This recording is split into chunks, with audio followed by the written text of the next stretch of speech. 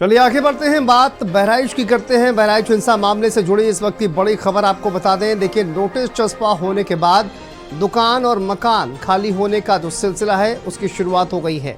मकानों और दुकानों पर आगे जो टीन शेड लगा है उसको हटाने का काम शुरू हो गया है। तस्वीरें देखिए, स्थानीय लोगों के द्वारा खुद से ही टीन शेड को हटाया जा रहा है और 3 दिनों का वक्त दिया गया था और उसके बाद बुलडोज़र की कार्रवाई यहाँ पर शुरू होगी। लेकिन देखिए, ये नोटिस चस्पा वहाँ पर किया गया था, 3 दिन का वक्त दिया गया था, लेकिन वो तमाम तस्वीरें आप देखिए किस तरह से तमाम अपनी दुकानें खाली करते हुए लोग नज़र आ रहे हैं और साथ ही मकान भी खाली करते हुए नज़र आ रहे हैं। इसके बाद एक्शन लिया जाएगा। ये अन्य तस्वीरें आप देखिए, अलग अलग किस तरह से दुकानों से सामान ले जाते हुए लोग दिखाई दे रहे हैं और दुकानों के आगे जो टीन शेड है उसको भी हटाया जा रहा है।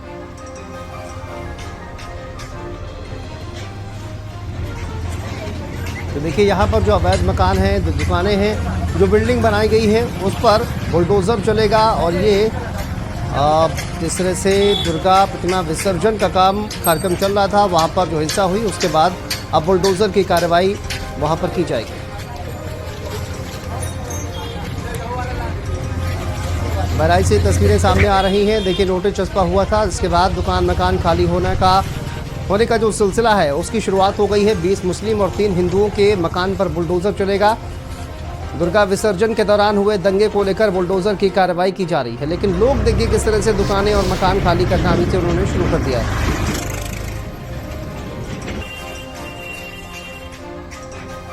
तीन दिन का वक्त दिया गया, 24 घंटे का वक्त बीत भी चुका है, लेकिन लोग जो है वो लगातार अब देखिए मकानों और दुकानों को खाली करते हुए नज़र आ रहे हैं, टीन शेड हटाते हुए नज़र आ रहे हैं और वाहन से जो सामान है उसको ले जाते हुए दिखाई दे रहे हैं।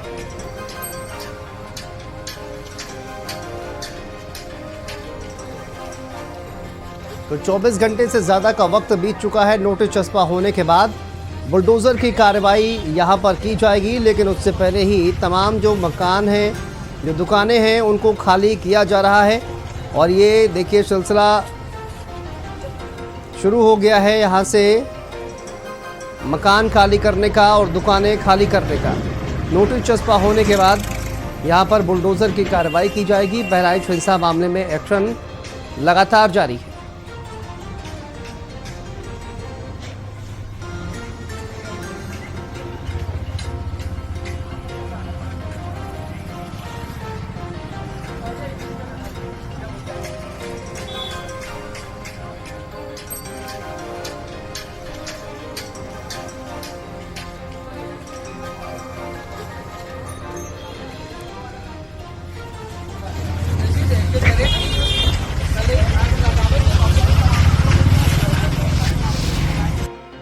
सिर्फ 23 आदमी के खिलाफ क्यों?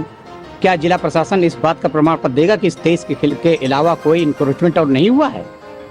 इससे ये स्पष्ट हो रहा है। हम ये कह रहे हैं कि अगर अवैध निर्माण है, सर्वोच्च न्यायालय ने भी इस पर कहा है कि गाइडलाइन बनाई है और कहा है कि तोड़ना चाहिए। बिल्कुल हम इसके सपोर्ट में हैं, तोड़ना चाहिए, लेकिन क्या इस पर अपना पक्ष रखने का अवसर नहीं दिया जाना चाहिए? जो आदमी जेल में है, उसका घर लूट लिया गया है, उसको अपने दस्तावेज पेश करने हैं, वो अपना दस्तावेज कैसे पेश करेगा जब आप सही समय नहीं देंगे? हम ये कह रहे हैं कि इसमें आप उचित समय दीजिए, उसका पक्ष सुनिए, उसके बाद आप उसको धराशायी करिए। इस पर कोई रोक नहीं लगाना चाहता है।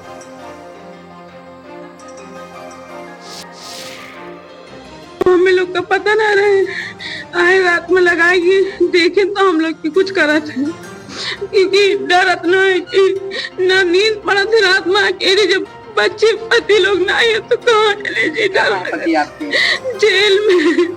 कहाँ जाएंगे आप लोग जब एक घर तोड़ दिया जाए? अब जो कोई तोड़ा हुआ है पूछो, हमका तो बेघर कर दी। कितनी मुसीबतें हैं, आगे बच्चन का जेल कर दी, घर से बेघर कर दी, ना हम कहाँ चले जाए। देखिए, बड़ी खबर बहराइच में आरोपी अब्दुल हमीद को पीडब्ल्यूडी का नोटिस। बहराइच हिंसा मामले में मुख्य आरोपी है अब्दुल हमीद। तो ये बड़ी अपडेट इस वक्त सामने आ रही है। अवैध निर्माण को लेकर पीडब्ल्यूडी ने नोटिस जारी किया है और आरोपी अब्दुल हमीद के वकील कलीम हाशमी का बयान सामने आया। देखिए, परेशान करने के लिए नोटिस भेजा जा रहा है।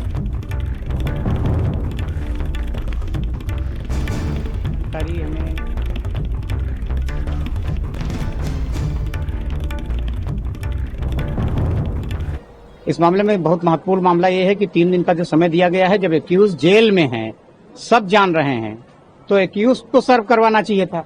जानबूझकर घर पर चस्पा किया गया है कि गैरकानूनी रूप से माननीय सर्वोच्च न्यायालय में इस मामला पेंडिंग होते हुए उस भवन को तोड़ना चाहते हैं, गैरकानूनी काम करना चाहते हैं, इसीलिए गलत तरीके से नोटिस दी गई है। नोटिस जब तक एक्यूज को मिलेगी नहीं, जेल में उनसे मिलने का अवसर नहीं दिया जाएगा, जेल में उनको अपना पक्ष रखने का अवसर नहीं दिया जाएगा, तब तक इस मामले में जो कार्रवाई की जा रही है बिल्कुल स्पष्ट कर रही है कि प्रताड़ित करने के लिए किया जा रहा है।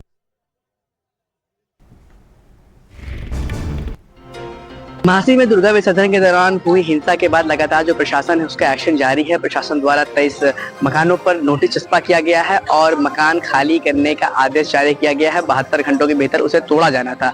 24 घंटे बीत चुके हैं, अब महज 48 घंटे बचे हैं। ऐसे में कई जगह पे ऐसी भी तस्वीरें निकल कर सामने आ रही हैं जिसमें देखा जा रहा है कि लोग अपने हाथ से अपने मकान तोड़ रहे हैं और अपने घर सामान खाली कर रहे हैं, टी शर्ट हटा रहे हैं। यहाँ एक बुजुर्ग मौजूद हैं, आइए उनसे बात करते हैं। उनके मकान पे भी नोटिस लगी हुई है जिनका नाम रफीकुल्लाह उर्फ रहमान है और शमीउल्लाह से बात करने का प्रयास करते हैं कि आखिर क्या कहना चाहेंगे, क्या हुआ चाचा, आपके घर पे नोटिस लगी हुई है? तो कहा करिए, जब लगी है तब जौन जी चाहे तौन करें, समुल्ला गिरा दे, जब उनके राज में रहे दे, बात का तब क्या कह रहे हैं, क्या कह रहे हैं? कही कुछ न कहते भैया, कुछ न कही बाय, जौन जी चाहे तौन करें। लिखा हुआ है कि आपका मकान है। हाँ, तो प्लाट में लिया, रजिस्ट्री है, दिखाई दिया आपका। तो क्या गलत तरीके से गिरा रहे हैं क्या? का तो इसके लिए आपने किसी उच्च अधिकारी का शरण नहीं ली? किसे की बताओ? तुम्हें राजा, तुम्हें प्रजा, तुम्हें सब कुछ, तो किससे कही बाय? तो गलत किया जा रहा है। अच्छा किया जाए।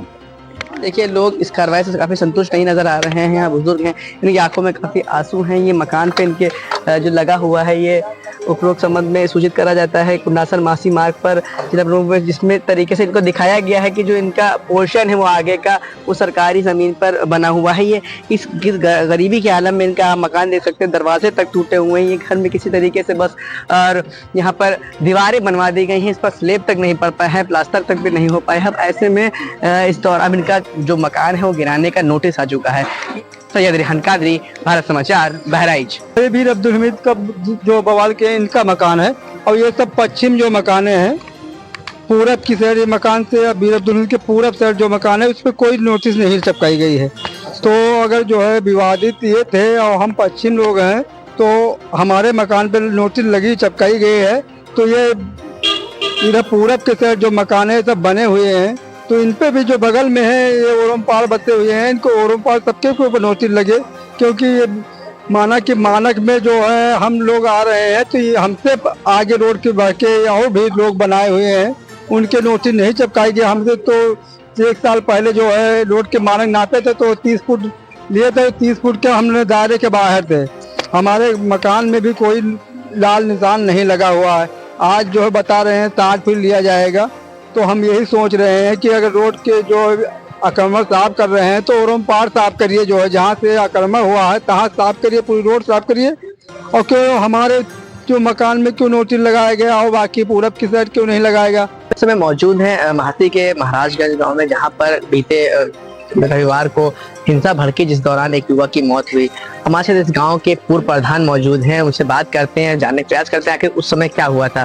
प्रधान जी, आखिर बहराइच इतना शांत इलाका माना जाता है, तो उस दिन हुआ क्या ऐसा कि अचानक से यहाँ पर हिंसा भड़क गई, इतने दुकानें जला दी गई, मकान जला दिए गए और एक युवक की मौत भी हो गई?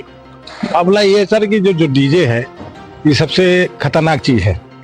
ये मोदी जी से, योगी जी आपके चैनल माध्यम से मैं कहना चाहता हूँ कि किसी भी त्योहार हो, चाहे मुस्लिम का त्योहार हो चाहे हिंदू भाई का त्योहार, सब में डीजे बैंड लगना चाहिए।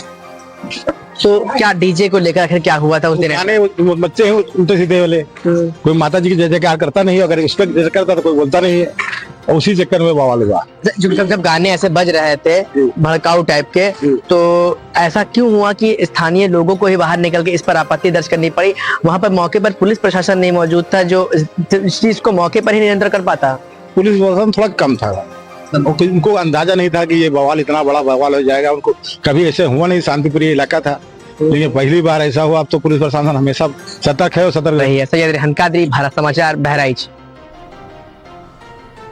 चलिए आगे बढ़ते हैं। खबर